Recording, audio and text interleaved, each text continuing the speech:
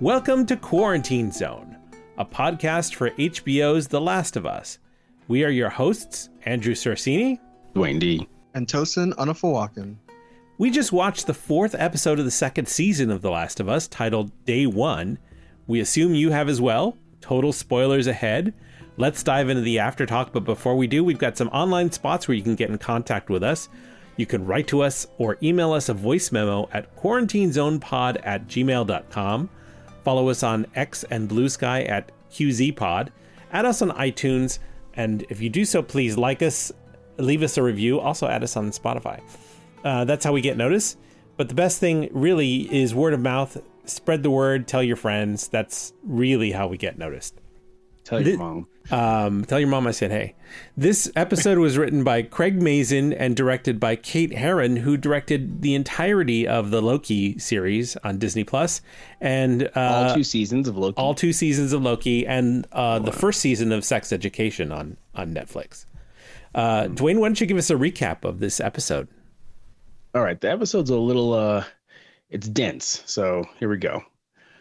The episode starts in an armored personnel carrier traveling the streets of Seattle in 2018 when Fedra was in charge of the city. That's about 15 years after the 2003 fall of civilization. One of the junior servicemen tells a story of how he stopped some religious people from disseminating their faith materials and how his commanding officer named Greenblatt joined him as backup. And Greenblatt deliberately mistook the word disseminating for masturbating. Hijinks ensued, including violence toward these people. When a newer serviceman named Burton asks why the residents are called voters, Sergeant named Dixon says that's because Fedra took away the people's right to vote and then started calling them voters to mock them. He seems somewhat disgusted with the men under his command. The personnel carrier comes up to a blockade in the road. Civilians surround the carrier, and Sergeant Dixon decides to approach them with just one other serviceman, Burton, the new one that was too naive to be cynical and ruthlessly violent. Once Dixon is outside the carrier with Burton, he approaches the leader of the crowd. She asks, her name is Hanrahan, and she asks if he's Isaac. He says yes. Dixon then approaches the carrier and throws in 2 grenades, closes the door, killing all the personnel inside. This is the beginning of the WLF movement in Seattle. 11 years later, Ellie, Dina, they're both in Seattle. They're exploring and looking for the WLF. They find signs of the WLF, and Dina convinces Ellie they should wait for nightfall to approach on foot. They hole up an abandoned music store, and Ellie finds a pristine acoustic guitar. She plays Take On Me by Aha, unplugged, and Dina is enthralled. And we see Dixon again in the modern times. It's 2029, and he's in an industrial kitchen using a Moviel piece of cookware to torture one of the Scars, which is the name he uses for the religious group we met last week. They call themselves the Seraphites. Dixon's trying to extract information about the next attack of the Seraphites on the WLF. He makes it clear that the Scars are savage foes who have trained their children to kill WLF members, which is what Dixon thinks justifies the way that WLF slaughters Seraphite children. The Seraphite reminds Dixon that despite a technological and scientific advantage, WLF members are joining the Seraphites every day. Dixon kills the prisoner with his gun. Outside of the chamber, we see Burton, that new serviceman that Dixon saved when he killed the others in the WLF. He's no longer naive. He supports Dixon's violence against the Seraphites. Meanwhile, Ellie and Dina break into the WLF facility. They find a dead WLF person on the floor, dead from arrows. They enter a chamber where it appears that the Seraphites have slaughtered multiple WLF members, hanging their bodies and disemboweling them. They've scrawled an aphorism of their religion, "Feel her love," on the wall with the blood of those they've murdered. As Ellie and Dina take in the scene, they hear WLF members enter the premises. They take cover while WLF members secure the area. Once one of them sees Ellie, she kills him, and Dina kills the backup that aids him. A short chase ensues, and they escape into the subway tunnels. The WLF arrive in the tunnels and use flares to see the area better.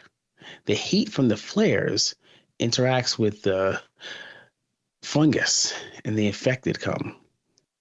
When Dina counts at least 5, but a swarm shows up, wiping out the WLF search party and causing Dina and Ellie to flee. They get caught on a subway exit, and Ellie is bitten while trying to protect Dina. Ellie's forced to tell Dina the secret of her immunity, and Dina tells Ellie that she's pregnant, and then they hook up. Dina tells Ellie that she's imagined a future with Ellie raising her child. And when Ellie was bitten, she thought Ellie was dying and that the future was no longer a possibility. Then, when she realized Ellie wasn't dying, Dina realized it was time to start living that future she'd imagined right away. She confesses that she's always known she was attracted to women and that her upbringing held her back from expressing that same-sex attraction. She tried to make it work with Jesse from Wyoming, but despite getting pregnant by him, she doesn't want to be with him. Their morning canoodling session is broken when the radio they stole from a dead WLF member sounds, and they realize that they're caught in the middle of a battle between the Seraphites and the WLF. They locate their position on the roof and realize how close they are to the hospital at the center of it all and the scope of the WLF's fighting force. And that's the episode. That's a lot of a narrative for a relatively... Well, no, I think there was a lot going on in this episode. I think it was pretty packed. It was packed. It just wasn't like, I mean, I was surprised that there was they kind of just really threw that subway scene in. I didn't expect it to happen right then. It's a big part of the game, just like the scene in Jackson when Abby shows up and has to go under the fence. But in the game, it's definitely not that many infected. And it definitely seems as if the infected are like a hive mind, unlike other infected you've seen. They are a hive mind, which is why when the flare falls and the cordyceps reacts to it, the infected just show up, right? Yeah. So the cordyceps is weaving its way around the planet seems to have a spatial awareness of where it is, and then they can tell the infected to get there too.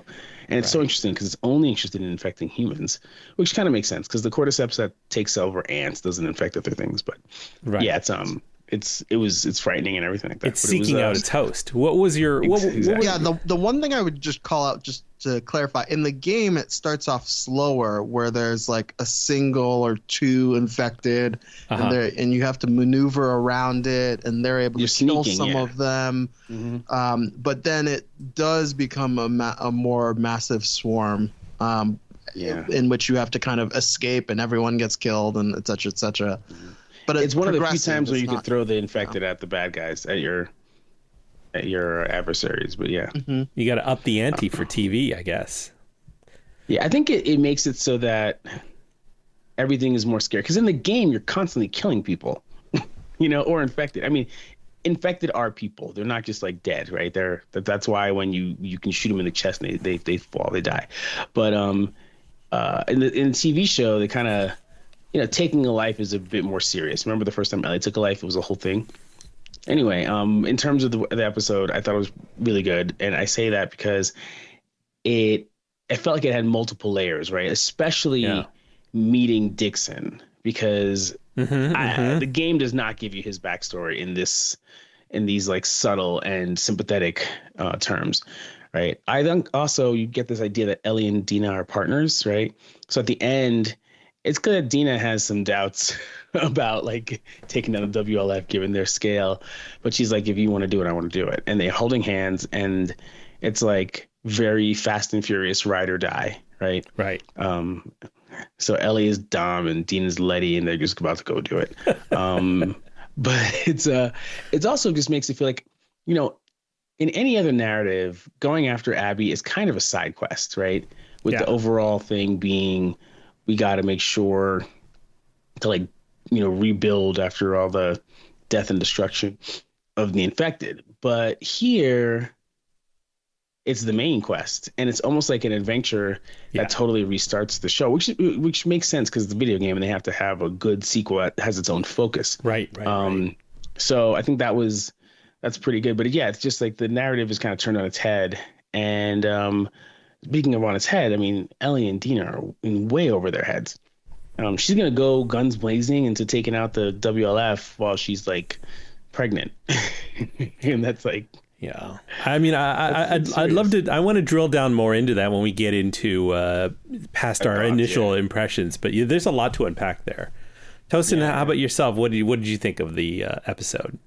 Yeah, I enjoyed the moments of isolation and simplicity within this episode. I think, kind of similar to the prior one where the prior one was kind of chock full of a lot of slowness and kind of build up to this this adventure we were taking. This one heavy on had character development. Yeah.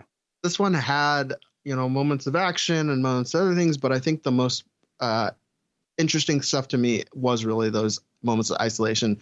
As Dwayne mentioned, the Take on Me guitar rendition by Ellie,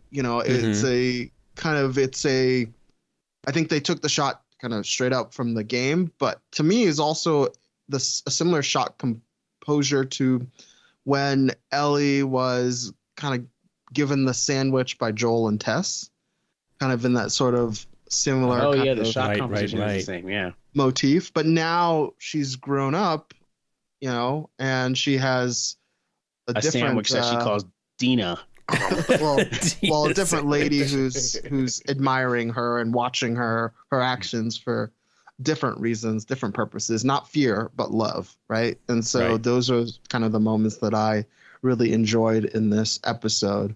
Yeah, in that shot, in that scene that you talked about, I don't think Ellie knew who she was, and in this one, she does, right? She might have known who she was like before she met Joel, but once she realizes that she's immune and all that stuff, and she's got to be taken somewhere and all this stuff. Season 1, she doesn't know who she is, really. She's like learning who she is, which is why by season 2, she's like a baby Joel, because that's who she's become. Right.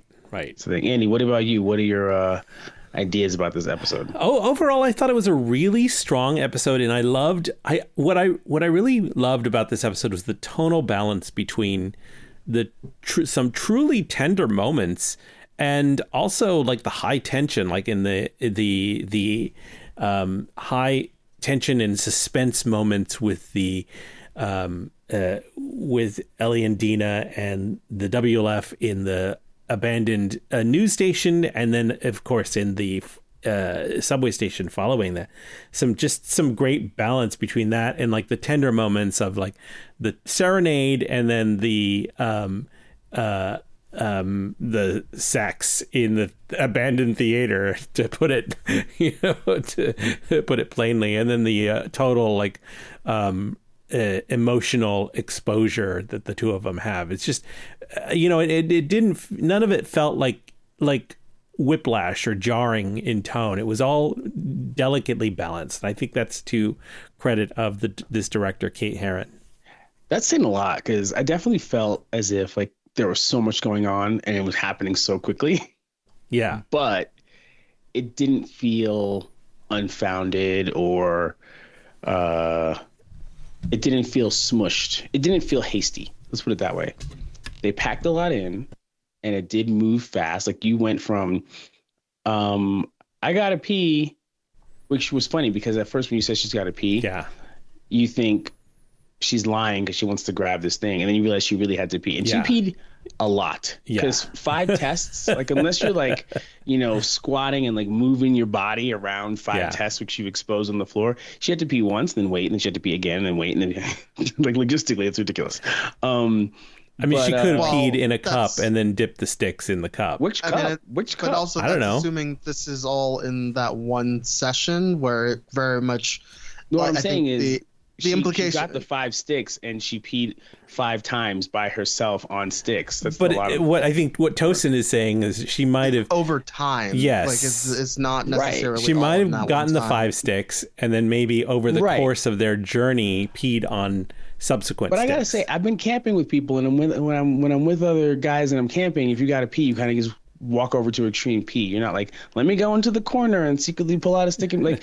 And secretly go pee, because like she's got to go get privacy, and that's not really happening with her and the horse and Ellie. Also, where's the horse? You're too realistic in a video game adaptation. Now, I will say one of the things that's quite interesting. I think it was quite nice from someone who's a fan of the games is one, showing them foraging around for items, kind of similar to what happens in the game, and then 2, in like all games, I think there's that sort of expectation, at that point where, if you won the game, you knew that she's pregnant, right? And it was at that point where she's like, oh, give me a sec, and you could tell, I could tell like, oh, okay, we're going to get the pregnancy aspect of that coming in. Mm. So I was curious, Andy, were you able to tell at that moment like that something was going on there, or? So as soon as when Dina pulled out the Monistat, the yeast infection cream, and I knew that she was in the feminine products area. Yeah. And then when she noticed something and you saw her face light up, I'm like, oh, it's a pregnancy test. I knew. I think if you're knew a savvy immediately. watcher of TV, you're gonna know, especially because of the vomiting thing. Like, it's kind of like tropes on TV pregnancy. For instance, in real life, not every woman has morning sickness, yada yada yada, right? But they're just like, we're just gonna lay it on, and then you can like be like, oh yeah, of course she's pregnant, and it was fine. If you were with the game, you knew it was coming. But the good news is how they did it in the show didn't feel forced, wild, weird. They converted it, they adapted it the way Hollywood adapts pregnancy, right? Yeah. So I thought that was pretty well. But I did think the shot where she like pulls out all 5 sticks, which she has peed on and kept, it was funny. It was hilarious. Yeah, it was funny. I'm watching it with my wife, who has had to use those sticks in the past, and she like almost like spit out her drink. Yeah. I was kind of surprised at what clean condition they were all in, but I guess they were all in boxes, I suppose. Yeah, it's also interesting because you've a 20-year-old, like, you can't even have a 6-month-old COVID test that is considered accurate, right? So they had to and we all know that now. Like, all of us know that like you can't have old tests. So the fact that they were like, no, we're just gonna say there are lots of them. And it's fine, and I think that really worked for a lot of viewers. Can we talk about Jeffrey Wright for a minute, though? Absolutely. I think he having him in this cast just adds so much more gravitas to the show. Yeah. Like he classes up the joint of everything that he's in, and I just love having him here. And as I understand, and correct me if I'm wrong, he voices the same character from the game that he's playing. Yeah, not many actors have come from the game directly into the same character on the television adaptation, and he stands out as one of them. He's got such a distinctive voice. Yeah, I mean, he's the best. You got to wonder if he's a robot, but other than that, he's the best. So he shows up, and the thing about when that happens, when you can take an actor from even the woman who voiced Ellie becoming Ellie's mom in like that first episode, Ashley Johnson. Right. So those actors know the story so well, right, that they're bringing a lot of context to what's between the lines of the script, right? And so with him, it's like doubly so because he had to play that character disembodied as a voiceover, and then he got to watch that character on the video games. I'm sure the cutscenes were shown. I'm sure all that stuff was seen to him. And as he's researching how to like pull it off on the main screen, he's just kind of got it all in muscle memory, viscerally. So right. There's no question. This person is Dixon. And you look at when Jeffrey Wright showed up on the screen, because I wondered what they were going to do with Dixon. I wasn't like checking the roster of actors or whatever. So when he shows up on the screen, he doesn't look exactly the same as Dixon does on the show, in the game, but the voice obviously brings you right there. And then his mannerisms, his abject hatred of the people in the truck with him, and also the way he was, even with the Seraphite that he kills in that commercial kitchen. If you think about it, he's sitting there and he's got he talks about the Mauviel pans. He was on like a military salary. How is he going to get one of those? And he does the torture thing, but the moment he figures out that this guy isn't going to give him the information he wants, the moment that guy holds out his hand, he's showing, I'm not here to give you information, right? I'm saved. I don't need to live. I'll just suffer, And he's like, okay, well, I'm not here. Right, exactly. Witness me. He wasn't there to torture the guy for like shits and giggles. There's plenty of there's plenty of shows. Even go back to Mad Max, what Tosin just referenced. The character played by the same dude who played Thor. He, Chris Hemsworth, his character in Mad Max was happy to torture people for hours just to see them get tortured because they were all bored. He's like, I'm not going to get any more information out of you. This isn't working. And he just kills them because he's not about the torture for the sake of torture. He wanted to extract information from a person who's like a religious zealot. And what's funny about that is the cycle of violence between the two of them is a zealot kind of thing. Like it's kind of like they don't even know why they're still fighting. There was a truce and then there wasn't. There was a truce and then there wasn't. But at the end of the day, when you look at his backstory that they showed us, him taking out those soldiers and then creating the WLF with Hanrahan, it's clear that they were doing it to get away from the fascism, the totalitarianism of Fedra. And also, when the story is being told by that one cocky soldier in the van, it's clear that the Seraphites also have a problem with Fedra. So they both had a problem with Fedra. They both didn't like Fedra. And once Fedra falls, unfortunately, they couldn't find a way to coexist, which is just like, that's the story of tribal war ad infinitum. Right. But yeah, but on the same side, it's like, in like the French Revolution, they call it Thermidor, when the king was dead and then suddenly the reign of terror happened, that kind of thing. Right. And they're still in that reign of terror situation. And it's like you said, it's the tradition of tribal war, but it's also just like a sad state of affairs because in having to fight each other, they've all become so much less human. Yeah. To the point where he's burying someone with a pan. I mean, I think it also speaks to the general theme that we've seen in Last of Us of like everyone has some sort of duplicity / evil nature, and that's whether it's Fedra or it's the WFL LFs, the Seraphites, like they all have human nature always has some element of it that devolves into this poor dark pit. Although I don't want to believe that's humanity, but like this show is like, let me hammer that into you. Yeah, and they even talk about how they took away their rights to vote, which is in this day and age is a scary, realistic thought, right? Like in terms of it's a really scary prospect, absolutely. In terms of things, I will say a couple odd things. One, you could, one thing that like shocking to me was, and this is more of that realism thing, is the soldiers' teeth were so white, and it made me think like maybe that's like a sign that they are all. Well, they're also they're part of the upper echelon, right? They're the ones who have the ability to take people's votes away. They're not like the folks that are approaching that they want to just start shooting, who are all, trying to just survive. Right. So I think that's also. They have all the trappings of civilization. They're in an armored personnel carrier that's using gasoline to move them along. And like I said before, gasoline doesn't last very long, right? So they were like 15 years in or whatever it was, and they still have access to gasoline. They obviously have access to the production of toothpaste because there's not like 15 years worth of stockpiles of toothpaste in Amazon warehouses in Seattle. And Amazon wasn't even selling it in 2003 when everything fell. So they've got all the things. And also these military dictatorships, whether it's FEDRA or the WLF, it's not like it's run by some politician who has the army on their side, right? Like sort of what happened with Syria. There was the president, Bashar al-Assad, and then the military was on his side until like it wasn't. The military is running the thing, right?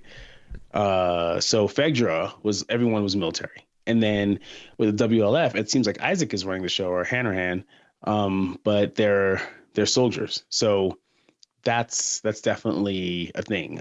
Even the Fireflies, they were a fighting force. And that fighting force didn't have like civilians. They were all the fighting force. So that's like a very different thing. It does really harken back to Andy's term of tribal as opposed to sort of like nation states or whatever. But what is sad is that like even after taking down Fedra, they seem to have become Fedra. Yeah. Right. Yeah. Exactly. Here comes the new boss, same as the old boss. Yep. Right. Long live the king is dead. Long live the king. Yeah, we as a sidebar in the podcast, we just keep getting more Jeffrey Wright in the various shows that we that we cover, which is a great thing. Right? Yes, I'll take it. I'll take more Jeffrey Wright. There's no such thing as Jeffrey wrong. He's fantastic. He does like you said, he adds gravitas. He, every scene he was in was like, I got to pay attention to every shot. And he did an excellent job of being the most reluctant leader ever. Like he was unhappy with his troops in the carrier. He was unhappy to kill the troops in the carrier. Right. Maybe he was a little happy with that. He was unhappy to have to torture that guy, even if it was with his favorite pans. He was unhappy to have to kill that guy. He's just unhappy, and heavy is the head that wears the crown, I guess. But yeah, it was great seeing him, and I think he really brought when we saw the two guys that were living together, that couple in I guess Massachusetts or wherever in the last season, it really kind of gave you a different perspective on how the end of the world was going, not just Ellie and Joel's perspective. And here again, we're getting some of that. And what's interesting is we're getting some of that. This is Abby's group. They raised her. Right. They re-raised her after her father died, and she's not even here. You're just getting to see the bed, right? That the plant she is grew up in. So that's also interesting. But Jeffrey Wright. What's next? I wanted to bring up the Seraphite makes an interesting and compelling point, I think, to Isaac, that every day the WLF loses a member to join the Seraphites, and the Seraphites don't lose any members to the WLF, which to me says that faith is stronger than force, than brute force. That the Seraphites can are a force of faith, and that belief system is more compelling than just pure brute force. Yeah, I mean, it's I agree with that. I also say that the thing about it is, Isaac was saying, we have more technology, we have more people, whatever. Right. And one thing I learned as a kid was that, science tells you how something should happen, right? And religion, science tells you how things happen. And religion tells you how things should happen, how things are supposed to happen. So religion gives you purpose, whereas science gives you the means to do something. You can have all the technological know-how, but religion is meant to answer different questions. And so if you're living in a post-apocalyptic world for, effectively 20 plus years, and you got your meals taken care of at this point, you're protected, but you see a nihilistic group of people like the WLF who are just kind of walking around and subjugating everyone around them. And then there's a group out here who can give you answers because they have a prophet, and not like some ancient 2,000-year-old prophet, as in the case of the Abrahamic religions, but a relatively new prophet that's born of this terrible time that everyone's living in, that can call to people. People, I guess, need something. Yeah. And so it was very honest to me that the Seraphites were able to solicit disaffected WLF members, where that wasn't happening the other way around. Because the Seraphites are committed. They got their hair cut a certain way or braided a certain way. They scar their faces. They scar their faces, and scarring your face is a pretty commitment thing. Yeah. They're fighting with hammers, which means they know that they're outmanned, right? And all outgunned, so to speak. They got to get in melee, getting close, and the melee anyone who they come across. So they're in a position where it's like they aren't motivated by ease. And whenever you have a group that's motivated by ease versus one that's not, the one that's not has an advantage.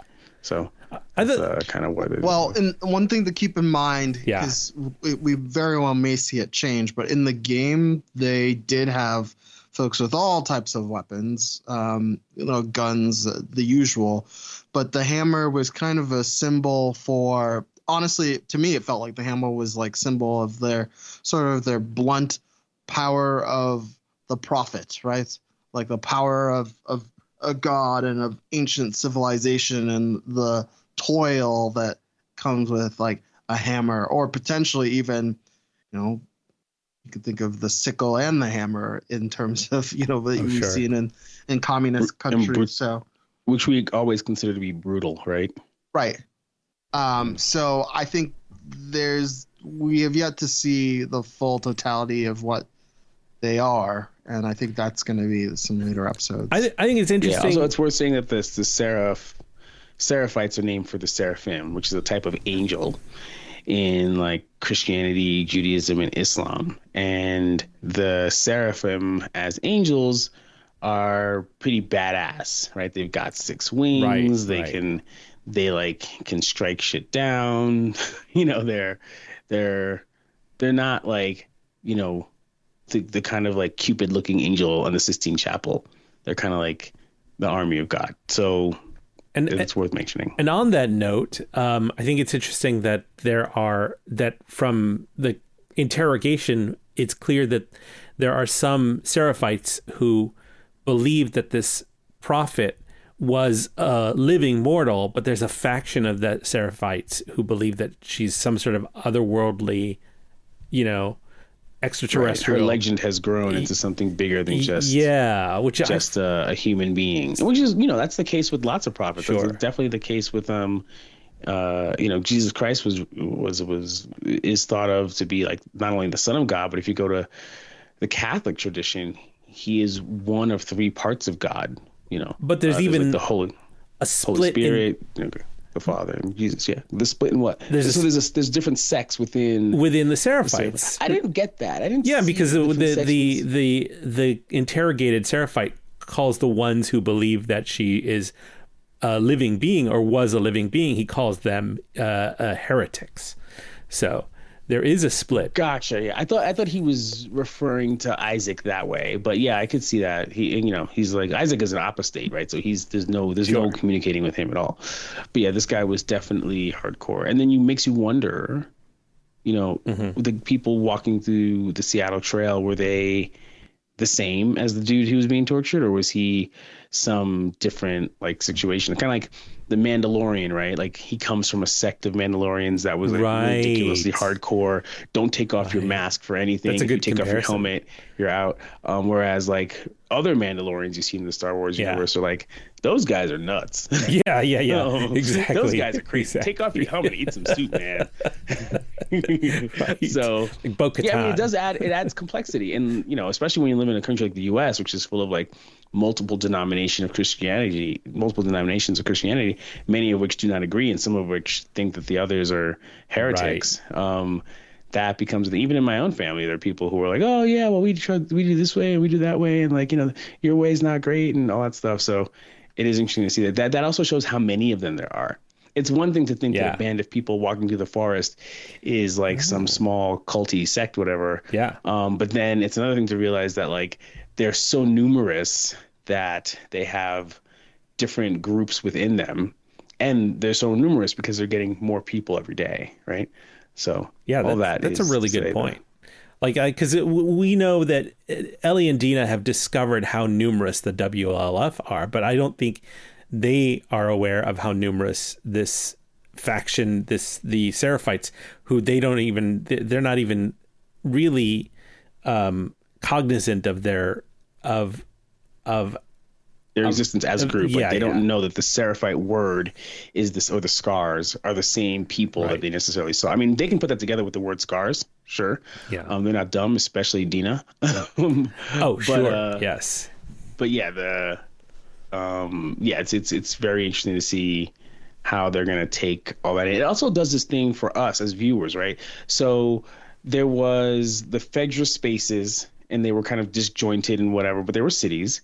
And in the beginning of the second season, we see Jackson, which is like sprawling, and they have all the technology they need. And, the new people are coming every day. And you're like, wow, Jackson. And when the Salt Lake crew comes up with Abby, they're like, we can't take those guys out. Oh, there are only 6 of us. Yikes. Right. And they got lucky in terms of finding Joel, and they killed Joel. But when we get back to Seattle, we see that the world is much bigger. Right. Despite the fact that they seem to warp on one horse's back from Jackson to Seattle. they get there and the world is much bigger. They're the Seraphites. They're the giganticness of WLF. There's the idea that Seattle is a huge city that they thought was destroyed, but wasn't quite destroyed. It's like much bigger than anything they've seen, it seems. So, and then there's the whole Capitol Hill thing in Seattle. Yep. Right. So in Seattle, Capitol Hill is pretty much the center of like LGBTQIA history in Seattle. This is where the gay community and gay, trans, everybody in the LGBT community, where the parades walk through, sure, where you're going to see a lot of pride flags, where you're going to see murals like what you saw in there. And it's crazy to me. I mean, it's not totally crazy, but it is surprising to me that Ellie and Dina don't recognize it at all. Right. They have no idea what that is. And I mean, it's reflected in, remember Seth in the first episode of season 2? Sure. He calls them dykes. So there's definitely a conservative kind of idea about sexuality among people in this world. And you have to think that makes sense, because in a world where so many people have died, like billions of people are dead, there's an emphasis on making more people. Yeah. And part of the emphasis on making more people, because you need people to work farms. I mean, I don't even know how Jackson's getting its food. You need people, and the only way to make people in a world without IVF and all that stuff, heteronormative. To make you got to make people, which is why you see the Seraphites and sort of the Christian trappings of them. They're the girls are wearing one thing, the men are wearing another thing. They have very strict gender norms. I mean, they all have hammers, but the women have to dress a certain way and the men are. So it's there's this focus on that heteronormative thing. So the fact that these kids, they're women, but they're youthful women. What you're talking about is an entire generation for whom the icons of the LGBT movement have completely become defunct. It doesn't exist anymore. And that's crazy, because it's only taken 1 or 2 generations for it to be completely forgotten, which is a stark reminder of what happens when a FEDRA or WLF or whatever is running stuff. There's just whole aspects of society that can be, pushed under the rug or considered, frivolous or not important enough to, people died for that movement. Sure. So it's just nuts. Tosin, no, I mean, I think it's because, as we called again, they took away their votes. These are people who have been oppressed, and as the, that the older white guy, does have sort of recollections of these Seth? things, and he's not necessarily a fan. And and it's funny because he said, even though he was you're right, he wasn't a fan, but he was the first one to say, I shouldn't have had those thoughts, right? So it's he wasn't happy about it, but he also kind of knows that there's you're trying to live in the city with these people who will also survive. You need each other. I'm sorry that I behaved that way. So it's this weird conflict, right? Because you're saying, I mean, there's always that question on if the sorry was a forced sorry versus not, but he gave her his gun, man. He got the horse. Right, he was I'm really sorry, man. He's like, I'm so sorry. Look, Ellie, take my gun. Take it. Take my steak sandwich, please. But take the steak sandwich. The enemy of my enemy is a friend, right? So what does that mean? It's not as though he. I believe it's not as though he cared for them as individuals, but he cared about the purpose of what they were off to do. I think he thought, the way I read it was, Seth was like, all right, we're supposed to be on the same team, and I screwed up our unit cohesion in a big way. And I'm going to have different, I have my own ideas about how women should behave, and if they're kissing each other, I'm not comfortable with that. But also on some level, it's none of my business. That's kind of how I took it. And the bigger issue is, let's go kill those MFers. Yeah, let's go kill those people. And you're right, Tosin. They did have enemy of my enemy is my friend, because, he was. I mean, I don't know that he needed to speak out the way he did at the community meeting to support Ellie. But I just feel like Seth took extra steps to be like, Ellie, I screwed up, but I do have your back. Right? Overcompensation, you might call it. But I guess the question is, was he supporting Ellie or just supporting the idea that as a community, they can't let other people step on them? I just know that there are 5 tests with Seth, right? Just like with Dina. He was like, I'm going to speak up at the meeting. I'm going to give you my gun. I'm going to get this horse. I'm going to coordinate the map with Dina. Like, and then I'm going to give you a steak sandwich. Yeah, I'm going to give you a steak sandwich. There's an abundance of information that he's like, I am on your side. So you could be skeptical, but I'm just saying, just like how Dina rolled out with like, oh, 1 test, who cares? 5 tests, okay. So I just feel like they've founded the fact that Seth they don't have to be best friends, but he's got her back, so to speak. Yeah, I don't know. I think maybe these days I'm more skeptical because, Isaac was on the soldier's side until he wasn't. Yeah, I mean, he was always on us soldiers' side, just not those soldiers' side. Yeah, and so I think from what we've learned there, I mean, hey, Dina had essentially rainbow stripes on her jacket, and that's true. Something that was told to her, and they sleep underneath it too when they're a couple. I think that's like visual symbolism for us, but I don't think that she's like, what are these rainbows about too? Like, she doesn't have an answer for that.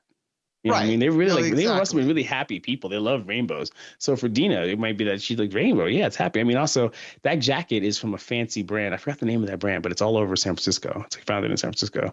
So it is, and it's big in the mountain west, like when you're skiing and, chilling. So I kind of feel like, she's a fashionable kid. I keep on calling her a kid. She's grown up. Yeah, it's, I mean, yeah, so I think the symbolism of her wearing the rainbow is for us as viewers, not necessarily for her as a... Yeah, because she's not aware of it at all. Right. Exactly. But going back to that conservatism, she does bring up that she's like, hey, Mom, I like girls and boys. And her mom's like, you like boys, right? And so she, despite the fact that she's clearly a person who has an attraction to both of those groups, boys and girls, she has... She wasn't able to explore the attraction to girls until long after her mom was gone, and even outside of Jackson. So yeah, she kissed Ellie and Jackson.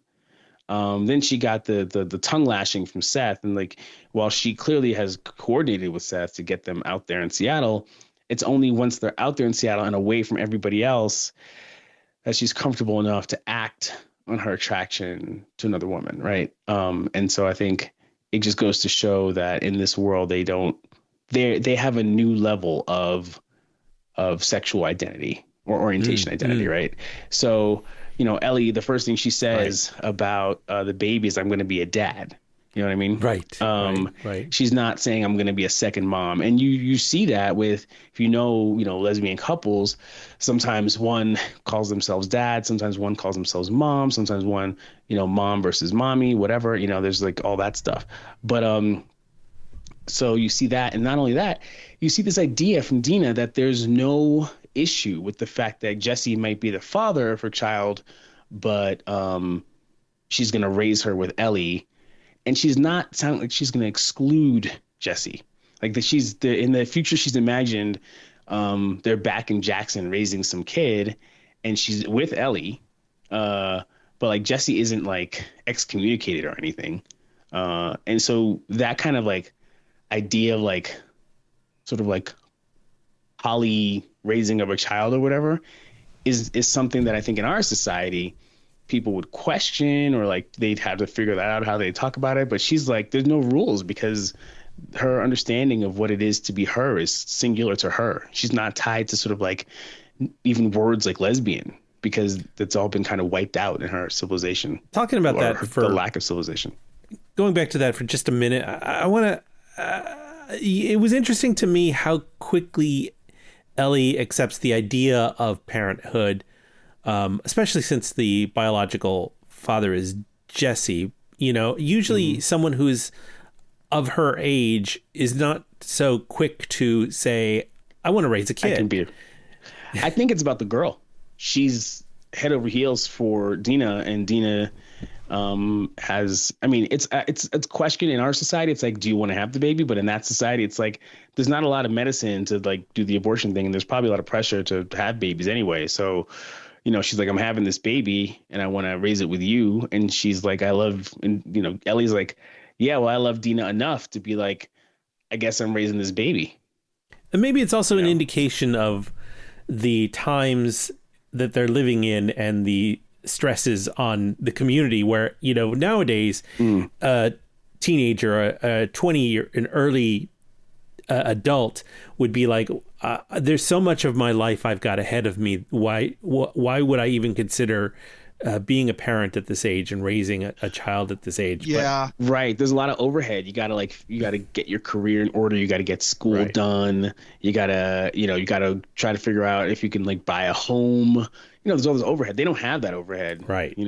And then also there's just the fact that like in our society, you got these years where you're totally ready to have a baby. Like the male is producing the best like sperm and the woman is her body's ready to have a baby. And we take those years, and especially if you work for a big company, you get the eggs taken out of you so that you could use them when you're too old biologically to typically have a kid. Just because you got to get all that other stuff you just talked about, whether it's car, house, job, school, travel out of the way, and then you become a parent and you don't have like the energy of youth, and you might have to do IVF a few rounds. It's like just a reminder of how nuts our society is when it comes to this. I do think that probably a criticism on my end of this episode is it felt a little rushed in several of those areas. So it's different than I'm pregnant. Hey, let's have a baby together. Well, first it's like first there was the, hey, I'm pregnant, and then they immediately leap into having sex, which seemed a little odd.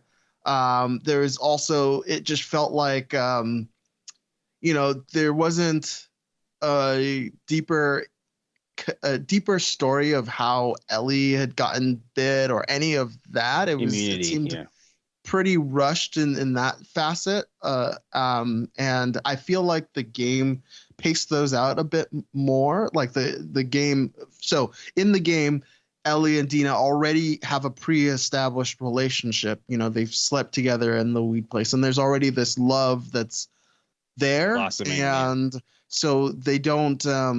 So it's not just hey, we're now suddenly going to flip the switch. And there's also a bit of a conversation of, hey, I'm pregnant. It does come up immediately, but they're not having sex at that time. None of that is all sort of supercharged. And honestly, I don't even recall that if Dina actually pulls a gun out on Ellie. I know they're doing this all to keep sort of like tension there and have different, but it felt it's like also they questionable kind of whether a woman who's in her first trimester vomiting is ready to have sex anyway. Well, they kind of rushed things a bit in the whole in that whole phase, and so that's why I was just kind of. I understand them wanting to show high degree of tension and that high amount of release, but it just felt a little. I felt like they could have taken a bit more time with that. To your point, Andy. I kind of agree with you, but then I also feel like what I saw was Dina sees Ellie get bit, and she's like, my life is over. How's she going to get home by herself? I mean, she knows the way, but like she's got to now escape from all these WLF people. She doesn't have, it's like, it's one thing if you got two people, one can watch the other's back. It's one thing, another thing when you're alone. She went with Ellie because she loves Ellie. You don't go on that mission because you're just like, hey, you're a good friend. No, she went because she had internalized everything that happened to Ellie and Joel on top of the fact that she already had feelings for Ellie. And I think it isn't said in the show with exposition as in characters saying it, but I think that sort of implicit understanding that she organized all this stuff in those 3 months while Ellie was recovering, and even going so far as to like get Seth to help her and everything, was because she wanted to be with Ellie, and she wanted to be with Ellie in any way she could. And if it meant going out into the wilderness and doing it, she was going to do it. So there is a lot of release when she realizes that Ellie, who just got bit and she completely thought was going to not only die, but turn infected, and she would have to kill her. Right. So that's like a big deal. It's not like she gets shot or she even gets killed and murdered the way that Joel did. It's that she would turn infected, become a threat to Dina and Dina's baby. And then Dina would have to then kill this person that she loved. When she realizes that that is not going to happen, that there's been a miracle here, a miracle of Ellie got bit, the first person she's ever seen getting bit and being okay. I think she's very much into like what Billy Crystal said in When Harry Met Sally. When you realize you want to spend the rest of your life with someone, you want the rest of your life to begin right now. Right. You know? Right. And so she's like, she kind of like, when it comes to the physical stuff, it's kind of like an off the cuff thing. It's almost as if, you know, even when she's talking with Ellie in the tent last episode, you know, she kind of plays off of the traction that she knows that they share. So I feel like she you know, she's been holding that in, and now she's going to do that no longer. So, and that's why at the end they're holding hands, and it's clear that she's like, I'm not just here because I need to get my revenge. I'm here for you because the love is, that's how they're expressing their love. It's not how I would express my love. You know, I'd be like, hey, honey, let's not go adventure to kill people. But at the same time, when you're in that situation, that's like, you know, things are extreme. So I get how you can be like, it's a lot, especially because the game takes its time with it. And in this case, the show took its time with Ellie's recovery, whereas that like happened pretty much, didn't have to happen. She just was okay and they kept on going. In this case, I feel like they had a slow burn with that, but then like things happen faster. And also a lot of the travel between Wyoming and Washington, it happened off screen. So we don't really know what happened there. We do know there was like some sexual tension, but we don't really know what went on there too. I just want to know what the fuck happened to the horse. A couple things I wanted to bring up, and I think you wanted to bring this up too, is that how I'm constantly impressed at how savvy Dina is throughout this. Like, yes, I wouldn't. The moment where she sees the dish with a WLF in that conversation. Tosin, does that happen in the game like that? So in the game, trying not to spoil elements, but generally speaking, generally speaking, in the game, Ellie is just on her own, and Dina is not necessarily part of it. Mm-hmm. And skip forward 20 seconds if you don't want something spoiled. I'm just calling it out here. 2, 1, skip. Dina is sick for a good chunk and she's pretty ill. And so I don't necessarily know if we've seen the last of that, but that essentially keeps her away from traveling with Ellie. So this seems like this seems like a different sort of take since she's planning to go along with her. So anyway, that's why I was saying like this idea that a woman who's in her first trimester and vomiting at the sight of blood is like ready to get it on that was the thing that really got me. Cause like if you hung out with a woman who's in the first trimester and vomiting, she's like kind of not interested in doing what it got her in that situation in the first place. Yeah. So Ellie is much more of the character who is an expert, of course, because you're playing Ellie, right? And so it is kind of interesting. You know, they do in the game as well as in this episode, they do show the whole choking out hold that is very typical of this of Last of Us 2, as well as the stabbing in the neck and slitting in the neck. So those are all what you have in the game. However, one major and the sneaking too. They had to sneak twice. They had to sneak around the place where the dead guys were. So many scenes in this episode. Guys were. And then there was the sneaking around the other thing. And also worth saying, the Seraphim rip out the intestines of people because of their beliefs. It wasn't just like in the game, at least. It's not just like a sort of like sadism. One major change though is in that sort of zombie rush. Ellie is the last person who goes through the turnstile, and what's happened is they saw the spores in the air, and so they had to put on their masks, which of course they don't want to obfuscate. Put on masks on a TV show. In a TV show, and Ellie's mask is what gets cracked, and that's where Dina is like, "Hey, are you exposed?" As well as Ellie's the last person through the turnstile, like finally gets the push and doesn't get eaten. So that's just kind of how they change. Dina looks back at Ellie and she says, "You're the last of us." So that's why they kind of raise up the tension there, allowing Ellie to save Dina with her hand and whatnot. So yeah, Ellie's been bit 3 times on screen by now. I thought it was just twice. Wasn't it just twice during the Left Behind backstory, and then now?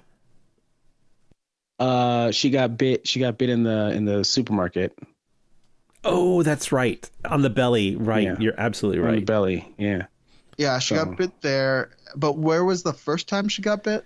Did we see a bite in the first season? Because in the first season, she turns. When they scan her, that's when Joel finds out. He's like, "Oh, you scanned her, but she's not turned." It was in the backstory with Riley. Right. Did she get bit by Riley, or did we not see her get bit by Riley? I think it was during the melee fight. Yeah. With the infected, that she gets bit. Yes. And Riley gets bit. I could be conflating it because I just played the DLC of the first game. So she definitely gets bit in that DLC. Talk about God mode.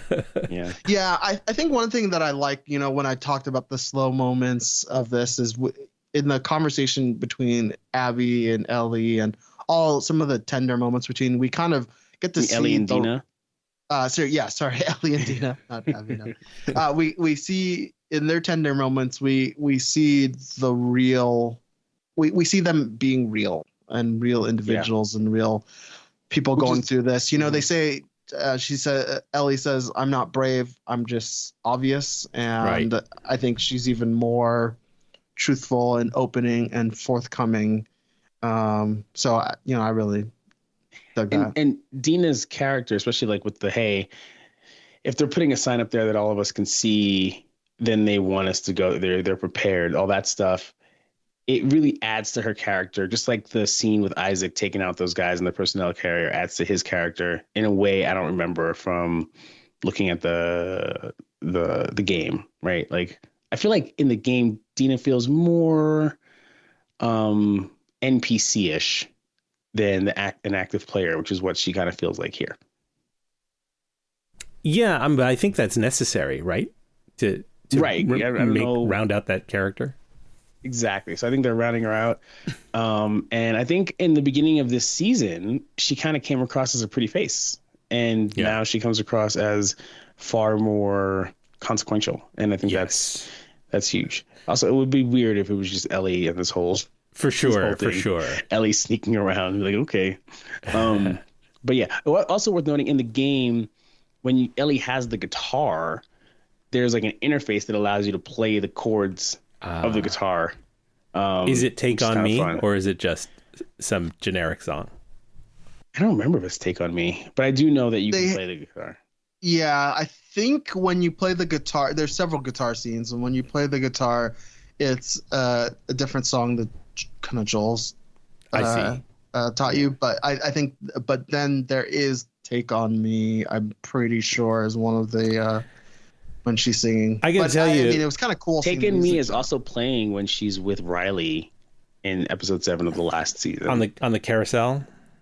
Yeah, on the carousel. It's they're playing Take On Me as well. So it's Take On Me is kind of like Ellie's pre-hookup music. I gotta say that scene of Ellie serenading Dina with the guitar, like it. At the end of that scene, I was just like Dina. I had to wipe the tears away from my eyes, and I was like, "Oh, it was beautiful." It was a very tender. It was very moment. meaningful. It was very touching because that show doesn't have a lot of those moments. It can, right? It's what really got me is that she had this pristine guitar, covered up in a thing for 20-something years, and then she just left it out in Seattle's humidity. Yes, well, that's why when she opens the package, she sees that packet of desiccant, of like silica. Yes, packet. But when she's done with it, put it back in the thing. It wasn't like they were rushing out. True. They weren't like in a rush. Put it back in there. Put the desiccant back in there. Close it up. But it's TV. They don't do that. So yeah, ain't no time for that. That's why you can't even see Dina, you don't even know she's peeing 5 times on sticks because you don't pee in TV. One last thing I wanted to bring up before we move into the next segment is this episode, I feel, had this incredible idea of the bookends in both the prologue with the rookie Fedra member Burton, and at the end with Dina, you've got a character who is given 2 paths to choose from and being asked to make a choice. When Isaac tells Burton, make a choice. Make your choice. Make your choice. Exactly. That was a great. That was a great impression. Well, you knew there's only one choice for him to fucking make.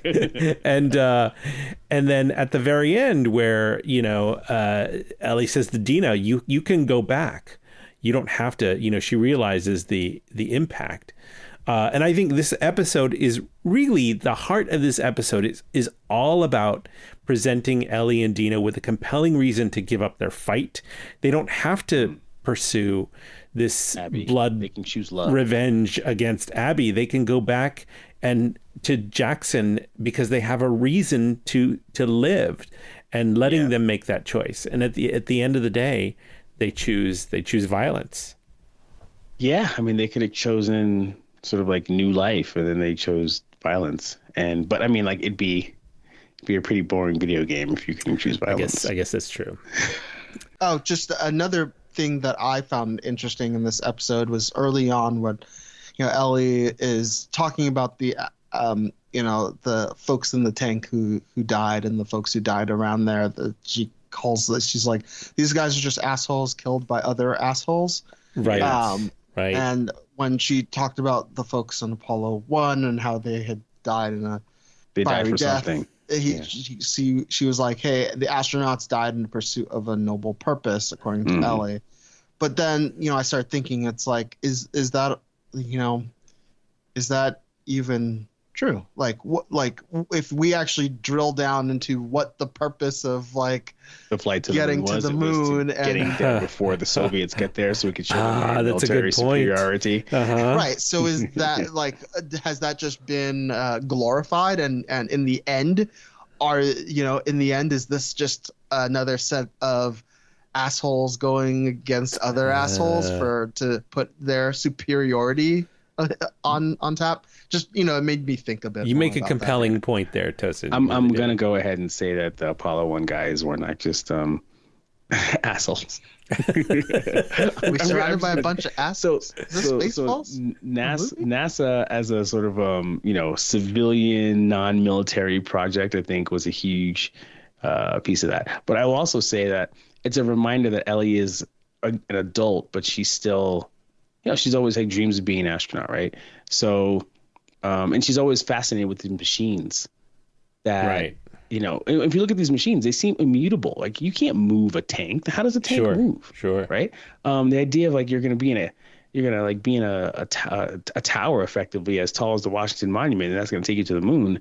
That's crazy. So she's like, yeah, I mean, she just wants to see the tank for what it is, and then the dead guys are in there, and yada yada yada. And it's those people have been dead a long fucking time. It was all faked. Which is she finds out. Yeah, the moon landing was all fake. Yeah. I'm kidding, guys. I'm kidding. I mean, the Earth's flat. What are you talking about? The fact that those skeletons were so gone that they were like the skeletons in your classroom in 4th grade. There was like no meat on them at all. That said something.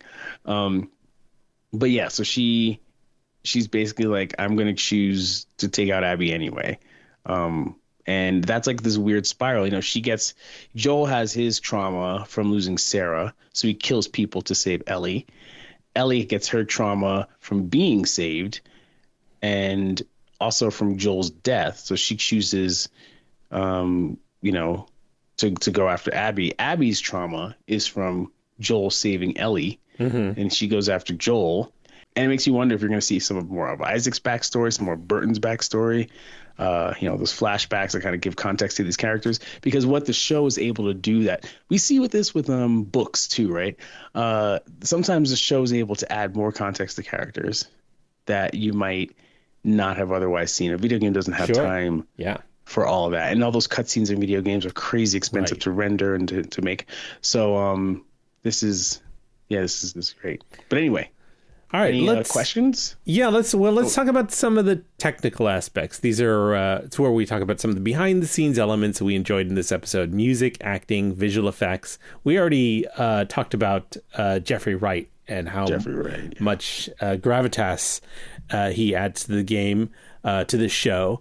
I also enjoyed seeing Alana Ubach here as Hanrahan. I don't know if either of you guys are familiar with her, but she is an actress who works a lot and has incredible range. Like literally the last 2 or 3 things that I've seen her in were in straight up comic roles. So to see her here again in what is ostensibly going to be a dramatic role is really kind of she looked pretty serious too. Yeah, it's really kind of whiplash for me. Like, oh my gosh, you're literally in like sitcoms the last couple things, and your comic timing is great, and now she's going to be adding this to her range. So it's nice to see that face.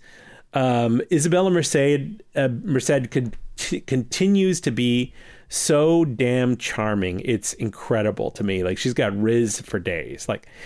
Well, her hair is perfectly coiffed and everything. Even when it's like post hookup messy, it's like beautiful. And just that smile, she smiles like with her eyes. It's like it's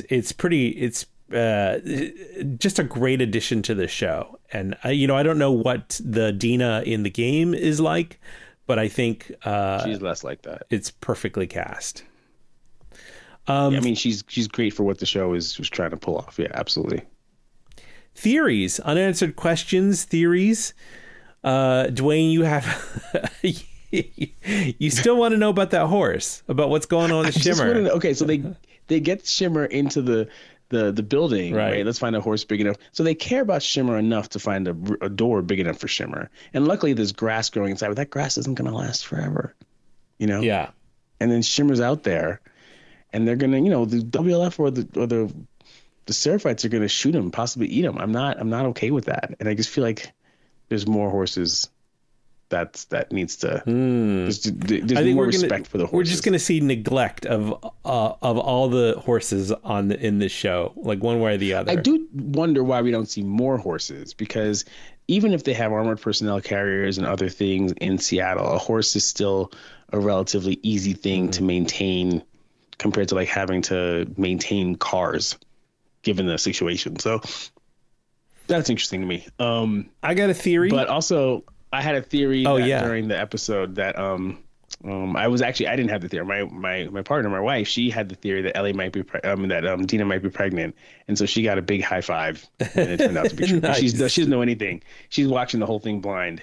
So that was a thing. Anyway, what were you saying? I have a theory, and I don't know, having not played the game, I don't know if this bears out or not, but I think maybe the Seraphites believe in this prophet, right? And I have a feeling that maybe their belief springs from contact with I'm going to say either Ellie or Ellie's mom, and that their savior myth that they cling to is really talking about Ellie. It's like Dune's version of the Kwisatz Haderach, the one person but that was faked. That was faked. That was engineered by the Bene Gesserit sisters. But I think maybe the Seraph, in the scope of one generation of 20 years, perhaps this idea of this myth sprung and was perpetuated so that they believe in this one figure who is immune and who can save everyone else, and it's Ellie. And that means that if Ellie's in a tight situation and it all comes up and they see it, then she can get out of that tight situation with their worship. Idea. Not unlike. Well, I mean, like if your theory is correct, she becomes C-3PO in the Return of the Jedi. Exactly. They become the Ewoks, right? Right. So, and she gets sat in a throne, and she can tell her story and use sound effects to communicate with them. All right, ephemera. This is the section of the show where we have links and extra textual connections that'll help enhance your enjoyment of this episode. Aha made a show. Right. They made a song called "Take on Me." Interestingly enough, that video, the music video, because that's how old it is, was one of the first on MTV. But it was also a video that showed people walking between two worlds: an animated world, not unlike a video game, and a live action world, not unlike the show. That song plays when we meet Riley in episode 7 and they kiss, and it plays again here before we see Dina and Ellie hook up, and you can see that Dina is head over heels for Ellie from that song. Like, that's part of when I think Tosin, she like knows Ellie's her person, because music. She's playing music, so that's like a whole thing.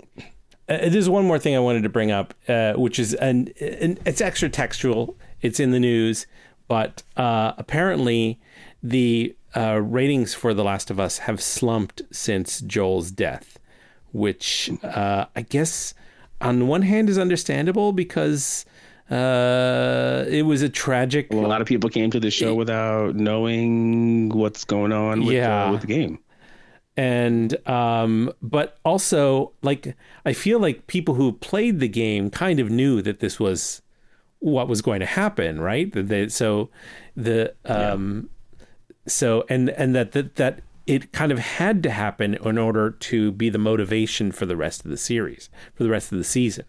So we'll see if viewers stick around and hang around long enough to keep the show propped up for the next couple of seasons. Yeah, I mean, it's also like, it's likely that Pedro Pascal might come back in a flashback or whatever. So there's still a reason to watch. But when Ned Stark died surprisingly in the show called A Game of Thrones, people watched the next episode. So, we'll see kind of what happens. There's a lot of stuff to watch. So if people are shocked, that's the whole thing. It's also worth noting that people might be like, okay, I need a week or two as a break, and then I'll get back to it, right? Yeah. So we'll see what happens. All right. Well, that is going to do it for this episode of Quarantine Zone. I'm going to go around the table. I'll ask you where people can find your work on the internet when you're not talking about The Last of Us. Well, I don't do a lot of work on the internet right now, but you can always check me out on Blue Sky. I'm at Dwayne D. Tosin, what about you? You can find me currently on Instagram at BurntToast45. What about yourself, Andy? You can find my social media stuff on Q and Blue Sky at Mr. Babyman. That's my social media handle. Everywhere else as well. Our show itself is at QZ Pod. We're on all the major podcast distribution networks. Again, add us, tell your friends. Until then, you can drop us an email, tweet us, leave a comment on iTunes, add us on Spotify, all those wonderful things. And until then, we'll see you after the next episode here on Quarantine Zone. Thanks for joining us. Thanks, guys.